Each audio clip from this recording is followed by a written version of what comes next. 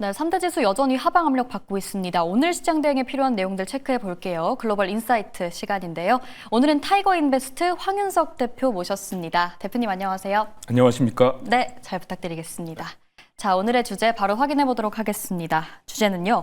AI 거품론의 글로벌 증시 화들짝 위기인가 기회인가? 라는 주제인데요. 네. 요즘 분위기가 좀 확 달라지긴 한 것 같아요. 네. 이 샘 알트만의 발언 때문에 AI 위주로 기술주들이 좀 많이 빠지고 있는데 네. 이게 참 기회여야 할 텐데 말이죠. 네. 어떻게 보세요? 샘 알트만이 얘기를 한 게 사실은 투자자들 입장에서는 굉장히 쇼크였었죠. 네. 그러니까 챗 GPT의 창시자고 또 AI의 대부라고 할 수 있는 그러니까요. 인물인데 이게 글로벌 증시가 일제히 급락하는 흐름으로 나타났습니다. 그래서 더군다나 이게 거품론 얘기를 하면서 더 이제 시장을 긴장하게 만든 게 2000년 버블닷컴 얘기를 꺼냈어요. 네. 그때랑 유사하다 이렇게 발표를 했고요. 그래서 하락폭이 커졌었는데 이제 AI 반도체 하는 AI 하드웨어 관련주들뿐만 아니라 이제 원전, 양자, 로봇, 드론 또 뭐 그밖에 AI 소프트웨어 관련주들까지 동반 하락하는 모습이 나타났습니다. 그런데 샘 알트만이 한마디 이제 끝에 덧붙인 얘기는 뭐냐면 AI가 그렇다고 끝난 건 아니다 이렇게 얘기를 했고요. 산업에 대한 성장성은 여전하다 이렇게 애매한 또 발언을 하면서 사실 좀 시장 투자자들이 굉장히 혼란에 빠지는 그런 모습이었습니다. 그래서 글로벌 증시가 동반 하락하는 그런 상황도 보여졌는데 왜 이런 발언을 했을까를 저는 개인적으로 곰곰이 생각을 해봤어요. 지금 시점에서 특히 AI는 이제 시작이다라는 얘기들도 많았었는데 네. 왜 그랬을까라는 걸 이제 생각을 해보니까 지금 구글이나 메타 이런 쪽에서 지금 이 AI 오픈 AI 쪽에 인재를 영입한다고 해서 많이 빼가고 있었고요. 경쟁이 치열해지는 상황에서 주의 환기용이 아닌가라는 생각이 들기도 했었어요. 그래서 저는 투자자들이 너무 그렇게 긴장하실 필요는 없다라는 생각이 들었고요. 네. 지금 화면에 나가시는 대로 샘 알트먼의 AI 버블 발언에 직격탄을 맞았습니다. 그러니까 보시면 글로벌 증시 기준으로 보면 뭐 코스피는 0.68% 많이 하락하진 않았는데 그 이후에 추가적으로 하락한 그런 지수들 하락폭이 더 컸고요. 일본 니케이 지수, 뭐 대만 가권 지수 이런 쪽도 하락을 했었고요. 국장의 기업들, 뭐 SK 하이닉스 또 관련 전력 기업들뿐만 아니라 엔비디아, GE 버노바, 그다음에 오클로 같은 원전주들, 그다음에 오라클과 같은 소프트웨어 관련주 제일 하락폭이 컸던 게 팔란티어였죠. 네. 6일 연속 하락하는 모습을 보여줬었는데요. 그래서 제가 이제 대만 가권 지수를 한번 보여드리려고 합니다. 차트 모양상으로 한번 보시면 고점에서 도대체 얼마나 많이 빠진 건가 하면 그렇게 많이 빠지진 않았어요. 근데 고점에서 하락폭이 단기간에 컸다는 얘기고요. 특히 대만은 뭐 AI 반도체 TSMC가 있는 그쵸. 나라이기 때문에 영향을 좀 많이 받았을 걸로 보여지고요. 일본 니케이 지수 같은 경우도 이제 고점에서 하락하는 모습을 보여줬는데 하락폭은 크지 않았습니다. 다만 추가적인 하락이 나올 수 있느냐 아니면 여기서 반등을 하느냐 여부를 확인하시는 게 좋겠고요. 홍콩의 경우 항생 증시도 하락폭이 크지 않았고요. 이제 재밌는 거는 미국과 이제 무역 갈등을 빚고 있는 중국의 경우는 전혀 영향이 없이 주가가 오히려 지수가 중국의 상해 종합 지수는 상승하는 모습을 보여줘서 대조적이었다 이렇게 말씀을 드릴 수 있을 것 같습니다. 여기 보면 영향이 없이 중국 상해 지수는 상승으로 마감이 됐습니다. 그러네요. 또 글로벌 증시 내에서도 중국 제외하고는 약간은 갈리는 듯한 좀 네. 모습이고요. 지금 이 기술주의 하락, 이거를 사실 저가 매수의 기회로 보고 싶다라는 분들도 많이 계시거든요. 네. 대표님의 의견이 궁금합니다.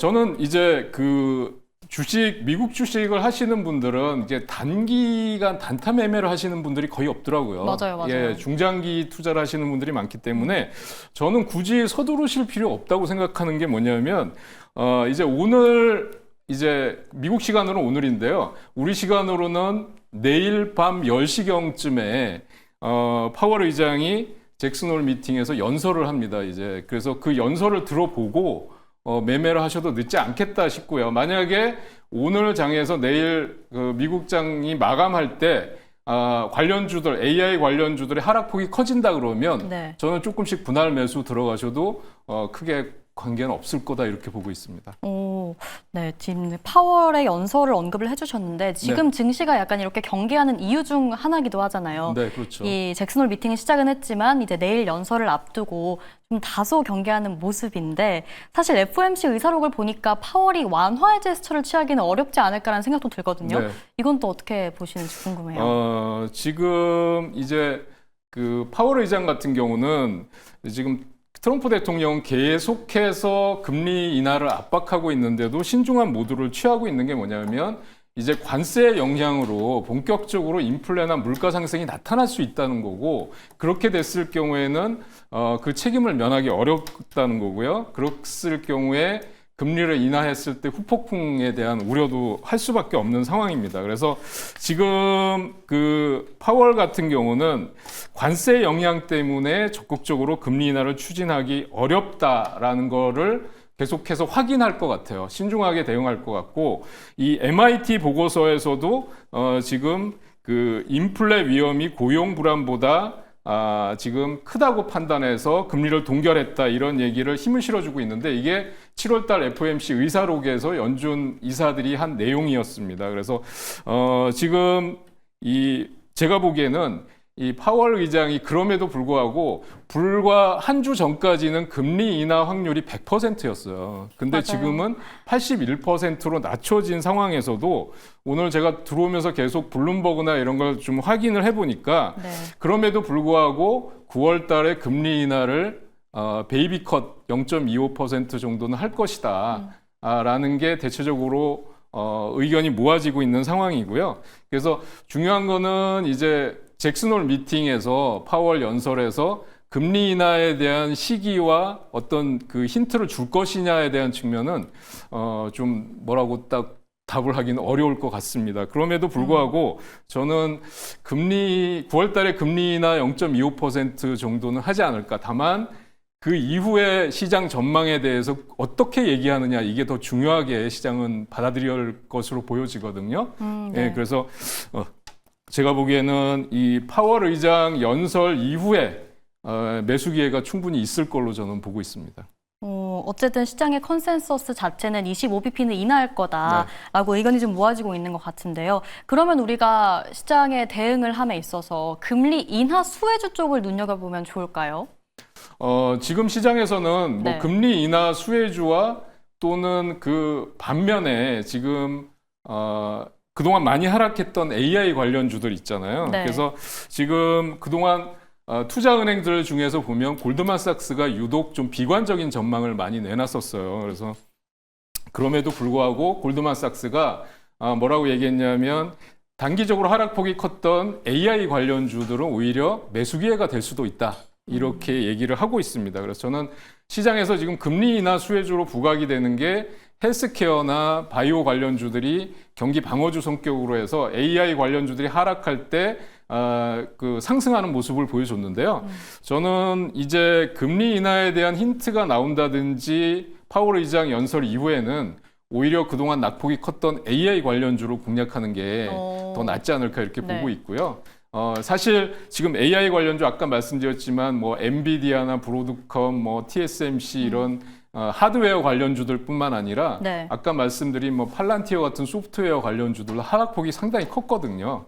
지금도 하락하고 있는데 내일 장 마감에서 어느 정도 낙폭을 줄이느냐가 상당히 중요한 변수가 될 것 같습니다. 그래서 저 같은 경우는 지금 매수 대기를 하고 있다 이렇게 말씀드릴 수 있겠습니다. 팔란티어 내일장에서 낙폭이 어느 정도인지 확인한 후에 매수 들어갈 수도 있다. 이렇게까지 말씀을 해주셨는데요. TSMC 얘기도 나와서 여쭤보고 싶어요. 네. 뭐 오늘 그 반도체랑 의약품 관세, EU랑 합의가 나왔는데 네. 뭐 관세도 관세지만 트럼프가 계속해서 자꾸만 시장에 개입을 하려고 네. 막 하는 것 같아요. 수출세도 있고 네. 뭐 인텔의 지분 취득하겠다 이것도 있는데 삼성과 TSMC에도 확대 적용을 한다는 요구가 있습니다. 이거는 어떻게 보세요? 인텔을 뭐 정상화한다 그래서 지분을 인수하고 또 뭐 한다는 얘기가 있었잖아요. 10% 네. 지분을 인수해서 국유화한다 뭐 이런 얘기도 있었잖아요. 그래서 이게 지금 시장에서 보기에는 이 트럼프 정부가 마피아하고 다를 게 뭐냐 지금 이렇게 보고 있는 거거든요. 사실은 여기서 보면 지금 마피아식 대가 요구 사례라는 게 지금 화면에 나가고 있는데 반도체에 대해서 수출세를 요구하고 있고 중국 매출의 15%를 정부에 귀속하겠다 지금 엔비디아에 이미 선포를 한 거고요. 네. 엔비디아와 AMD의 중국 수출에 대해서 승인을 해주면서 조건을 제시한 거고요. 그 다음에 또 US 스틸을 일본 제철이 인수하면서 대주주가 됐는데도 불구하고 경영권은 지금 US 스틸이 갖겠다 이렇게 얘기한 것도 참 납득하기 어려운 상황인데다가 지금 지분 그 보조금 반도체 보조금은 줄 테니까 지분을 내놔라 하는 식은 정말 이거는 뭐 마피아와 다를 게 없습니다. 총을 대고 내놔라 이런 건데 지금 그 보면 러트닉 상무장관 같은 경우도 그 대가로 지분을 받을 것이다 이렇게 얘기하면서 지금 반도체 보조금 수혜를 받고 있는 삼성전자, TSMC 이런 데도 지금 막무가내식 이 발상에 대해서 긴장을 하지 않을 수가 없어요. 앞으로 어떻게 나올 것이냐에 대한 대비를 하고 있는데 지금 앞으로 그 트럼프 행정부의 요구가 점점 더 거세지지 않을까 좀 우려가 많이 되고 있습니다. 네, 그럼 마지막으로 여쭙고 싶은 건요. 이제 네. AI 많이 빠진 기술주들 한번 보라고 말씀하시면서 네. 팔란티어 언급해 주셨는데 네. 그 외에 몇 가지 종목 조금 더 볼만한 게 있다면 뭐가 있을까요? 네, 우선 뭐 팔란티어를 대표적으로 말씀드릴 수 있겠고요. 네. 시트론 리서치라는 데서 보통 우리가 한 번 때린 데는 두 번 안 때리거든요. 근데 시트론 리서치에서 전일 보고서를 발표할 때 오픈 AI와 비교할 수 없는 상황이다. 이 팔란티어는 그럼에도 불구하고 지금 고밸류에이션의 대표적인 종목이 되고 있다. 그래서 적정 주가는 $40 정도가 적정하다 이렇게 얘기했는데요.